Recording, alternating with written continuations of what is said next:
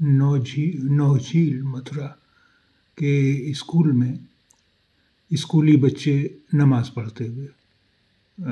भाजपा के एक नेताजी के कहने के मुताबिक ये नमाज है।